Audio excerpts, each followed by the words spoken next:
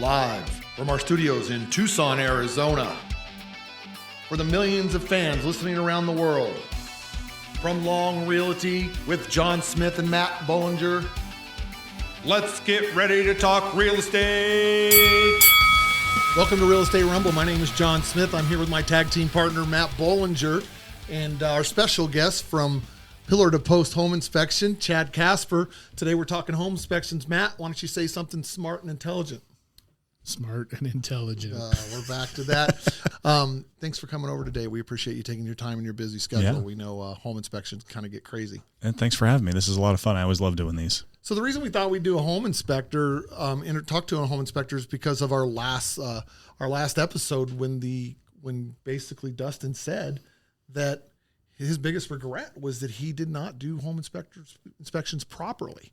You know, so He tried to save money by not going the full route with home inspections. So he regretted that. That was about 7 years ago, right? Yeah, And things have changed in the home inspecting industry just within 7 years. I remember we used to have to call, and probably do someday, call individual inspectors to do a bunch of individual inspections. Right. And now it seems like more and more home inspectors are doing a one-stop shop. Right. Chad, is that kind of what your business does? Yeah. I mean, just to kind of piggyback off what you said, like even in my 8-year career, home inspections have changed dramatically.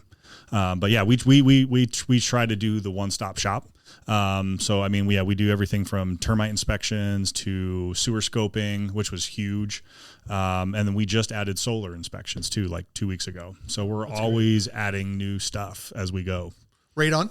We do radon, we do mold. How often do you do radon in Arizona, right? That's kind of a head scratcher to me, but there is radon in Arizona from my understanding. There is some. We've had a few come back high. Basements, so I think that's probably why it's not. Yeah. So yeah, I know this is really, riveting stuff talking about radon, but it's actually the second leading cause of lung cancer in the United States. Really? Yeah. It's natural radiation from the earth that comes up. So there's really no way of stopping it, but they put in mitigation systems and fans and things like that. Well, you heard it here first. You learn something new every day, right? That's here on true. the Real Estate Yeah. Rumble. September is Radon Awareness Month. It's coming up. Do we need to wear a certain color shirt?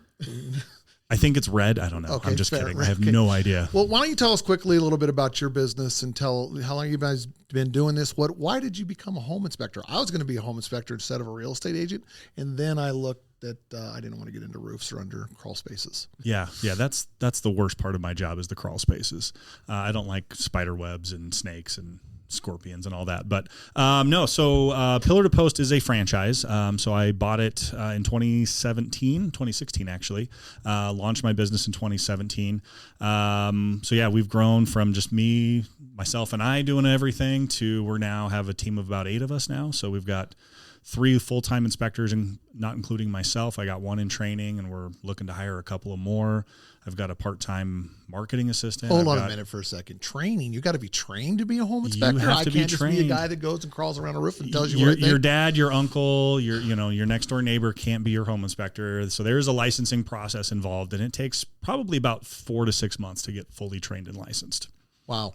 Which includes some... So you have to do a certain number of hours of classroom, which can be done online or in person. You have to pass the national exam, and then you have to do 30 parallel inspections with a licensed inspector. Which is finding somebody to allow you to somebody do to go with you. You have to pay that person to take you out 30 times, and if you don't annoy them after the 30th time, you actually can get signed off on them. Pay them. You pay them. Work for them. That's what we need. We need people to pay us to work for us. They pay me to shadow along and learn what we do, and they have to write a report.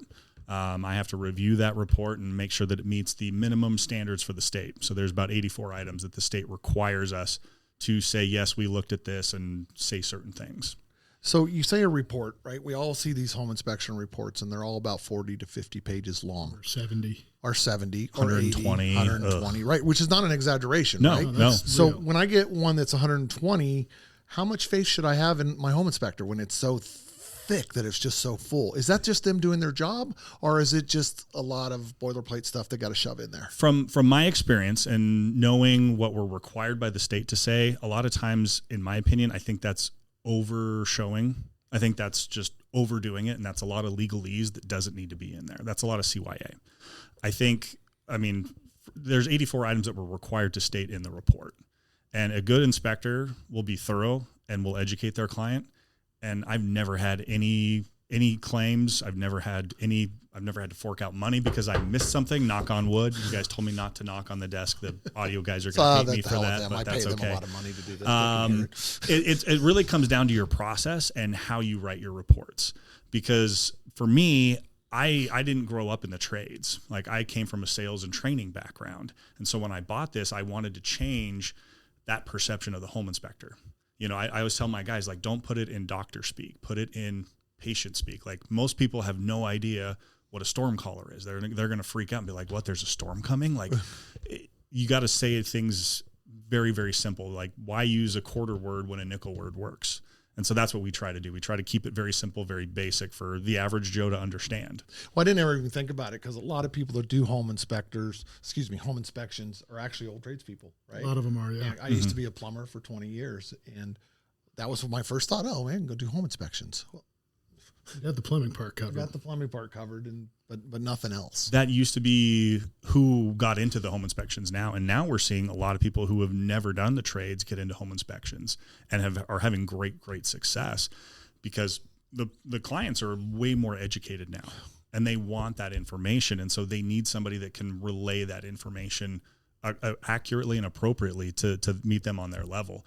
And a lot of these overly technical guys, I think, just talk over people's heads, and that scares people more. Right. Is that, would you say, the biggest challenge you have is having people who don't have any experience in the trades or buying a home before and going through the process, is explaining to somebody who's paying you to inspect their house, gets 40, 50, 60 pages of information, to not have them freak out so much about the house that they want to run the other direction. Right. I mean, number one thing I get asked by real estate agents is, are you a deal killer?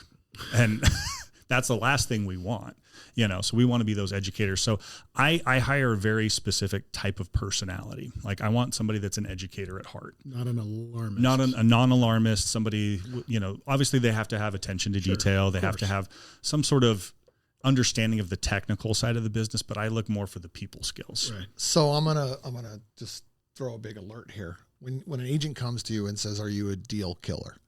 You don't work for the agent. You work for the client. We work for the buyer. The buyer, right? The buyer is our client. And so if you feel that it's necessary to be in the report, I mean, have you ever not put something in the report because you were afraid that it was going to kill a deal? No. You haven't even second thoughts, right? No, in fact, one of my first inspections, we were talking about this earlier before we started this, where the agent was like, hey, this is a house that was built in the era of polybutylene, poly B.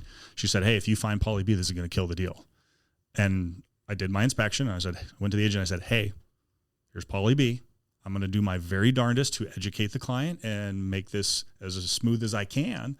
But I'm just the messenger. I didn't put the poly B there. And she was like, well, you need to leave that out of your report. And I'm like, well, no, because what's going to happen 3-6 months down the line when there's a problem and I get sued and I'm going to go to the judge and go, well, the agent told me not to tell the client that this was there. Wow. How's that going to go over? I'm going to get vilified. So you're finding poly pipes, just as an example of something that maybe people don't understand.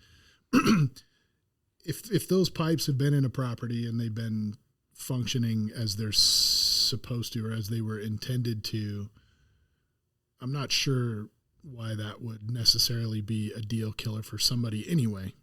It shouldn't, because if it hasn't had a problem yet, the likelihood of it having a problem is very, very small. Oh, that's a fine line, right? Because you can't ever predict. I can't predict. I can't guarantee you that. You could have copper pipes or PEX pipes that fail. Well, we're talking about 30-year-old plumbing at this point for PEX, or not PEX. I'm sorry, poly B is 30 years old. Well, guess what? Copper, its shelf life is 30 years. Yeah, well, you could even have copper fail. So I used to do a lot of work in Tempe in my plumbing company, and it's full of Orangeburg. And for those of you that don't know what Orangeburg is, Orangeburg is a pipe that's basically made of cardboard and tar.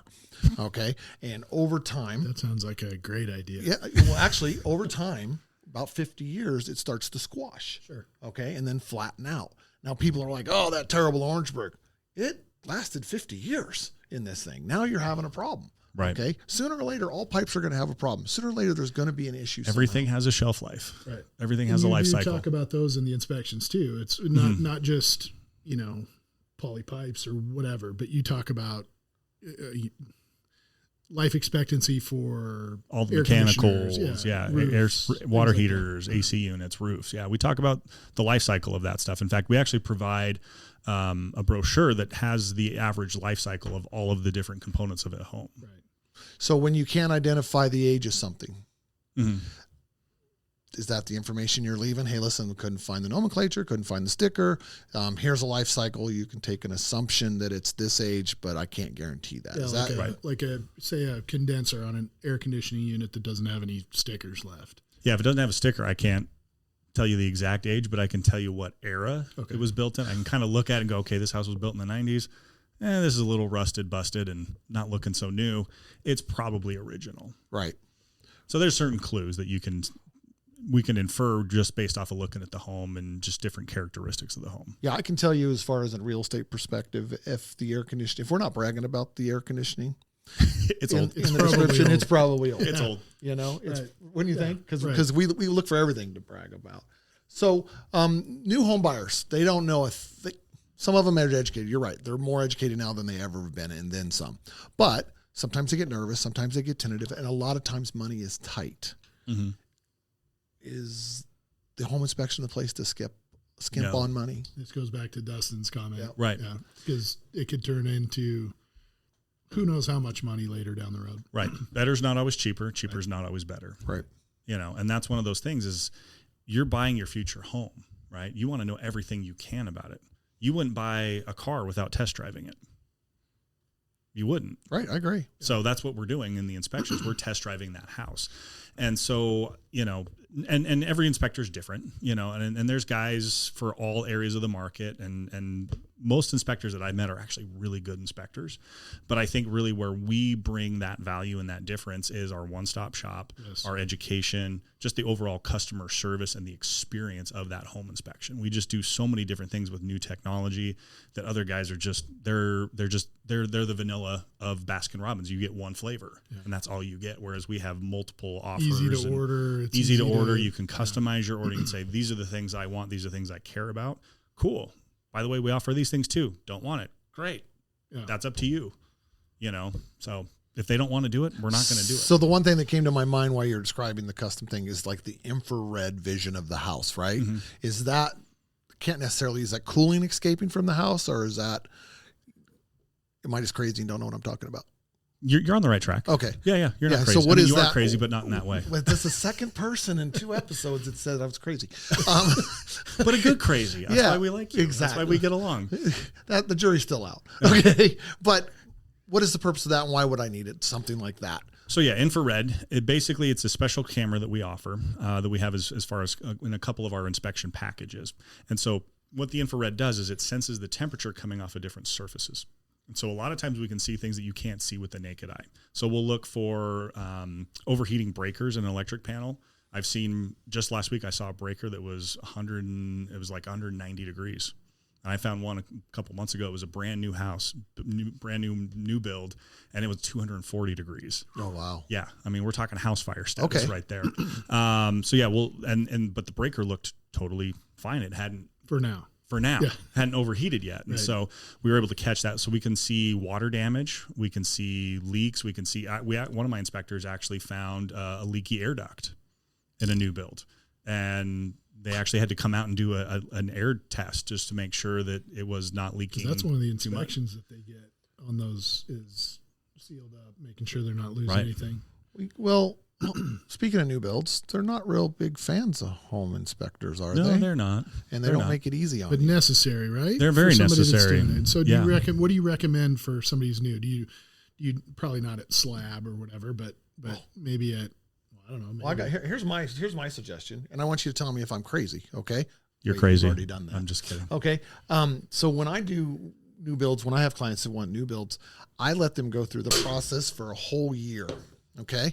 And then right before that warranty's up, that's when I have the home inspection come out, because then they can submit their warranties right towards the end. Right. Okay. So what I recommend, That's stuff you can see. right. So once that drywall goes up, we can't see it. Right. Because we're a limited visual inspection So only. prior to covering, So can I see always electrical recommend, installation, all that. I always recommend a pre-drywall inspection. Okay. So we can see all of the structural components, which we've found trusses that are like cracked and missing anchor plates. I mean, it's Not scary. hung right. Yeah, Like studs that were cracked in half, and then like they had like 2 nails through it with a board on it. It was like, really, dude? So do you sell a package that includes those phases? Yeah, so we typically do a pre-drywall, and then right before their final walkthrough with the builder, we do a final inspection with them. Okay. just And like so- you were doing with a Just like we would do with any resale other house. resale house, yeah. And so we usually give them a $25 discount if they do the pre-drywall and the final with us. Got it. And then we also recommend the 1-year warranty. Okay. And then we'll give them an additional discount on top of that. And the come back purpose check of that is so they can use their warranty all throughout the year, get stuff fixed, and at the 1-year warranty, you have a punch list at the end that came It's over. all on the builder's dime. That's right. And then You know. just turn it all in. As long as you keep your times. Right. And there are things, because it takes a house about 2 to 3 years to fully settle, and these are brand new systems that haven't been run yet, and so sometimes things aren't evident while it's being constructed or even within the first little while of being in the home. And so that's why we recommend the 1-year warranty, just to make sure everything is operating sense. correctly. Go through all of the seasons of the home, because your AC may seem great in November, but guess what? Yeah. Come June and July, Find out it's undersized. it's or not quite working as well as we thought. Right. I think I've had a new build where they cut the trusses out to put in a larger unit. Oh yeah. And then there was no engineering stamp or something along that ways to prove that they were repaired them. And this was over $1 million home. So it can happen no matter what the price tag. We did a sewer scope on $1 million. It was actually almost a $3 million home. And as soon as we dropped the camera down the line, it was full of water. Oh, wow. And the contractor buried the clean out, and the home builder was pissed. Like, he actually told me to get off the call because he was chewing out his guy so bad. Okay. Because they had 3 days to get this house finished, or the guy was going to walk, and they were out $3 million. Wow. So yeah, it was. I always tell people, like, you get what you pay for, and you can't. The enemy you know is better than the enemy you don't know. So you brought up sewer inspections. Mm-hmm. Okay. I'm a true believer, would recommend one every single inspection. If they are in doubt, if they're going to skimp anywhere, it's not the sewer inspection. Correct. I agree. There's another one you can't see. It's Right. not, it's not like you're walking through the house and you can see something there. But it could be anything. It could be a belly. It could be Roots. which we've had. It could be roots. Could be a crack. It could be anything. But you don't want to have to dig that thing up after you own it. What I like about using a home inspector to do that is they're kind of an independent, right? They don't have a skin in the game. In other words, they don't have a repair possibility or a replacement. Right. Now, there was a time where I was a plumber, right? And things that were taught in that trade were not exactly above board. And one of them was to go in, cut out the pipe, call your supervisor, have the supervisor come out with a camera, run the camera down the sewer line, and anything that he sees where he brings up to the client and scares them into a sewer replacement. Yeah. Okay. Including where they took the 2 pieces of ABS pipe with XX glue, put them together, and it dripped down and made these things kind of look like roots. Oh, from inside. From the inside. And so then what they would do at that point was like, oh, you need a whole new sewer. And the key was not to bury the pipe again. Leave it exposed, because then they see their whole project still. Oh my God, my sewer's all torn up. I got to do this. I kind of forced to do something. So there's all kinds of little tricks out there. Not that I'm bashing the plumbing trade. I was in it for a lot of years, but you got to be really careful with contractors. A home inspector's Same thing with nowadays with the lining. right. That's a whole nother story. Don't get me Yeah, started on that. Stories upon stories on Yeah. that. And so I always like to use or recommend a home inspector that can offer an independent decision. And if they come across something where they're like, well, that's a root, and yes, you're going to need a bid. You have a sheet out there, if I recall, that actually gives a little bit of pricing. Yeah, so we have a program in-house where once we send out the report, the client can opt in to have that sent to a third-party company that we partnered with, and they'll give us estimates based off of our inspection report. Wow. And then for the sewers, because they don't do the sewer quotes, but we actually have partnered with 3 different plumbers in town, and then we'll send them our video and say, hey, give us a quote, and they'll do it. So Yeah, and those are pretty plumbers cool. I'm sure you've vetted and trust. Yeah. And I'm always looking for new ones and different ones, because some of them get busy and they don't respond right away. Right. And I want to pull my hair out, but No. yeah, they're honest people and they do a really good job. But trades guys are busy right now. I get that, but yeah, that's one of the benefits of us doing it is we're that independent third party. I don't care if I find problems, right? And I don't care if I do find problems. I get paid the same. I have no vested interest in creating problems for people, right? Because you're basically your big reach there is you're building relationships with people, building relationships with agents. Which again, I have to stress when I go to a home inspection, my job is sit there and look pretty. Okay. And you do a great job of that. You do a great job of that. I sit there and people are like, well, what do you think? And I go, what I think is not important here. What you need to do is have a discussion between your home inspector and you. My job is to help you get through the next phase, which is asking for repairs if necessary. How important do you think it is to have the client at the inspection? Is it that much easier to go over your summary of what you found right then and there? Yeah. Instead of trying to go over this 60-page or whatever it ends up being document after the fact. I mean, you can read a home inspection report. If you hadn't been to the house, you'd almost just go, let's just demolish this thing. Right. I mean, because there's a lot of things in it. There always is. There's always going to be things because no house is perfect. Even a new build. Even a new build. 95% of them are not, catastrophic things. They're just things. So, right. Because if I'm doing an inspection and the client's walking around with me and I'm like, oh, see this stucco crack here? Yeah, it's really thin. It's really not structural. It's just so they've cosmetic. Seen what, yeah. But then when they read my report, they're like, oh my gosh, there's a stucco crack. Like, oh my gosh. And I'm like, no. Remember I showed you that crack? And they're like, oh yeah, that's right. Okay. Yeah. I don't need to freak out now. So I prefer it when the client does come either for the full thing or for the wrap up because I can address all their questions and concerns right then and there. And I'm not spending the next 2, 3, 4, 5 days rehashing all the same stuff that we just talked about. We always recommend that our clients go to that. Yeah. If they can at all possible show up, they have to, because it's right. It's way more informative as to, what's really, really, really necessary right now. So like health safety systems kind of things versus maybe more aesthetic or whatever. Just minor Home Depot DIY things. weekend warrior project, cracked switch plate or something like that. It's like Well, what if the buyer cannot be there, right? So I've been notorious of selling people homes from overseas and then they move here after the fact. What's your solution to that? Yeah. So we actually came out with what's called P2P 360. So we actually take 360 camera technology and we take 360 shots in and outside of the home, and that integrates with our inspection software. So they actually can zoom in. They can actually see comments and photos from the report room by room and see everything that we tagged in that report. And they can ask you while they're going over it. Yeah. What they're looking at. Is it really important? That sort of question. I had a guy, he was stationed somewhere in like Japan or something in the military, called me at 3 a.m, which I don't recommend, but he did. And he was freaking. He's like, hey, what's your number so we can call? Yeah, exactly. Yeah. Give out my number. It's 123. No, I'm kidding. But he called me and he was just like, hey, my wife's going to the inspection. She knows nothing about homes. I am freaking out. And I'm like, relax, bro. I got you. Yeah. So I sent him the email. The next morning, I get a phone call, 3 a.m.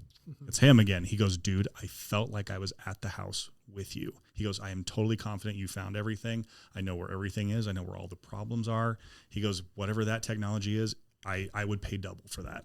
That's awesome. And it was super cool. And I have those calls every week. It's awesome. So I'm the agent. What rights do I have? As far as? I don't know. Why'd you put that on the report? Why are you doing this? What's going on here? Why are you scaring my client? So again, we're not trying to scare them. We're trying to educate them. And there are times where, there is a problem. There are certain things that are a safety factor, a mechanical factor, costly repairs. So as far as an agent goes, we like to partner with our agents because we want to be that professional partner where we can help save you time and money. We want to be that trusted, valued partner where you can make that one phone call and we're going to take care of everything. We're going to educate the client. We're going to do our very, very best, quote unquote, not to kill the deal. Yeah.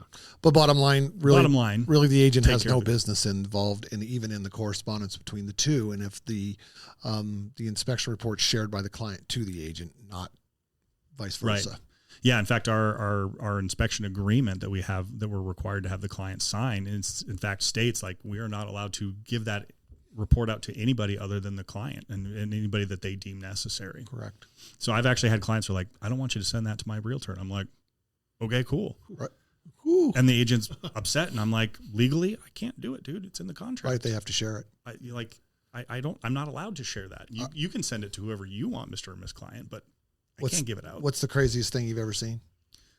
Oh gosh. So couple. I mean, we've seen so many crazy things. Hoarders, and we've seen. Oh yeah, I love it when people talk about the condition of their house, and we have to say, you have seen, this is nothing. This is nothing. I always like it when I walk into a house and the seller's still there and they're like, oh, I'm sorry, my house is dirty. And I'm like, whatever. There's a pair of like gym shorts on the floor. I'm like, that's not dirty. I'm like, when you have 10 cats living in the house, peeing and pooping on the floor, nothing against cats. But yeah, no, I was working with an investor and he was like, hey, I want you to just do a sewer scope. It was an older home, so it likely had clay or cast iron piping. And the homeowner was like, no, I paid this company $6,000 for one of those permaliners.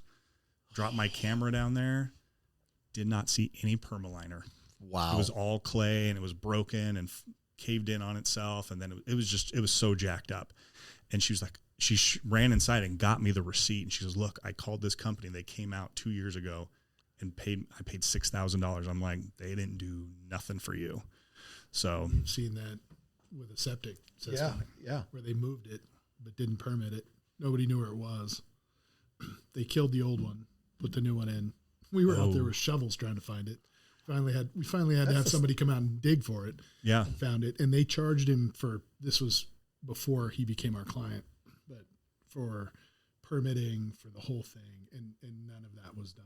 It was disgusting, really. Yeah. Because he was about 85 years old, something like that. Yeah, he was. We had one where the MLS listing said it was on city sewer. We did a sewer scope. It was on a septic tank, and it hadn't been pumped in forever, 5-6 years. Like they didn't even know it was on a septic. Wow. So that was a big. People don't know that.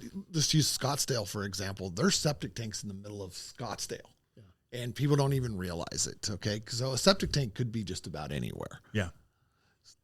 Yeah. In town. A lot of people think it's just the outskirts, but this was in town. So you want to hear my worst story? Yes. You can't cut it out. You got to promise to leave it in. Sure. Had a home inspector come out to a manufactured home. Climbs under the manufactured home. Great home inspector at the time. Crawls underneath there. Comes back out and goes, anybody missing a dog? Oh, that's bad. Was it dead? It was no longer with us. And the guy goes, no, but I thought something kind of smelled funny. Okay. And so the home inspector, great guy, drug that thing out of there for him. Ooh.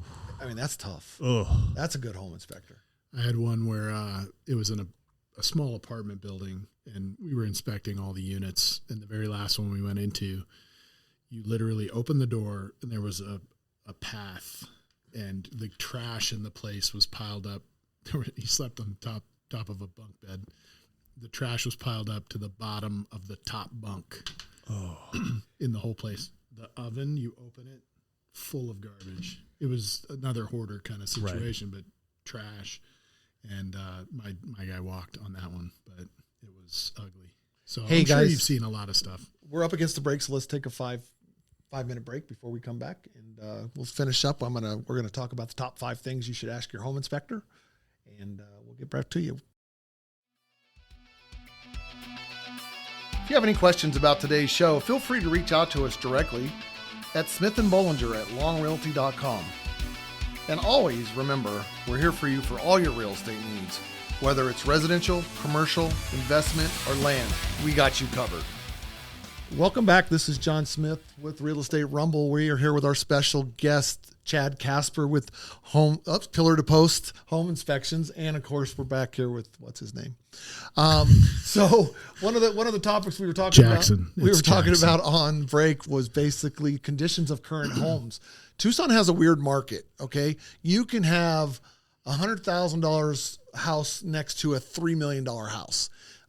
Believe it or not, the $100,000 house could be in better condition than the $3 million house, right? So overall, the condition of homes in Tucson, what would you say for the most part? I think overall they're in good shape. I mean, it's very rare that we find those, walk away type homes. I think it really just comes down to age, what era the home was built, because you're going to have different problems with various eras. Things start getting old, things start wearing out. My God, we're in a Taylor Swift concert. I know, right? Go ahead. And it really just depends on the style of home, the slump block versus your track stucco home. What the hell is slump block? Yeah, there you go. What is slump block? Is it just red brick, burnt adobe? No. What is slump block? What is it?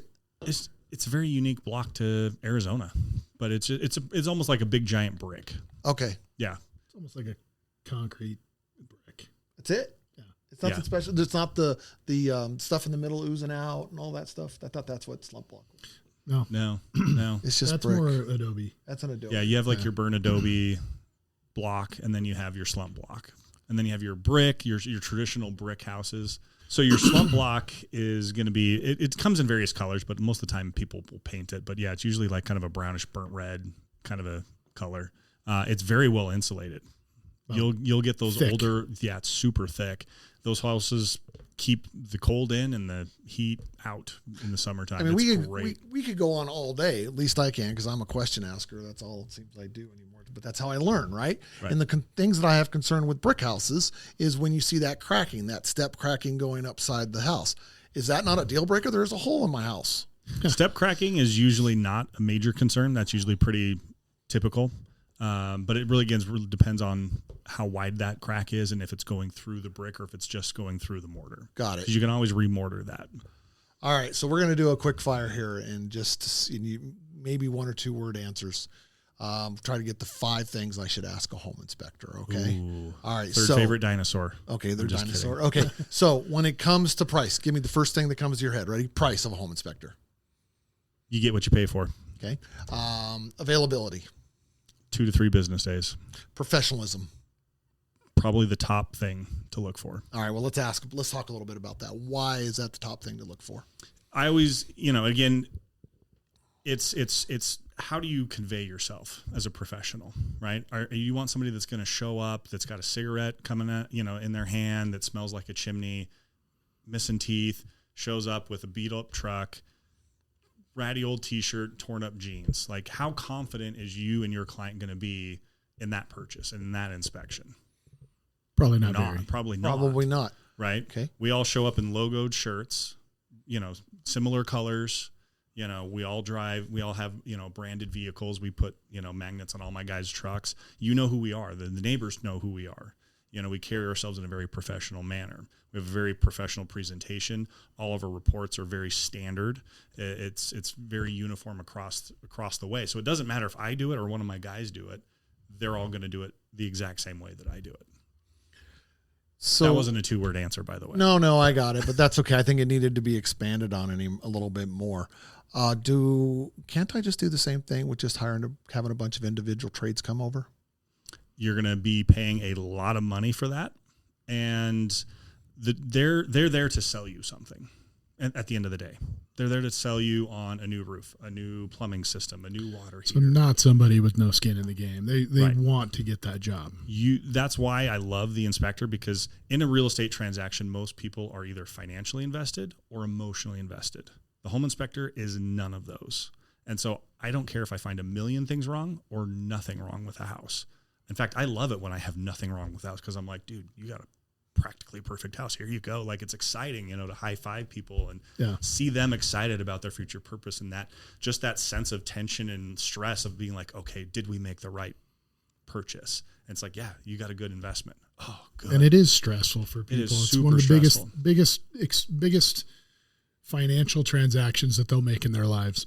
So that's it, probably pretty stressful. What do they say? That and moving and divorce, I think. Right. No comment. Been through a few of those. So investment wise, because I believe a home inspection is an investment for your house's future and the knowledge of what you're getting into. Okay. On average, let's say we pick every option you have. How expensive is that going to be?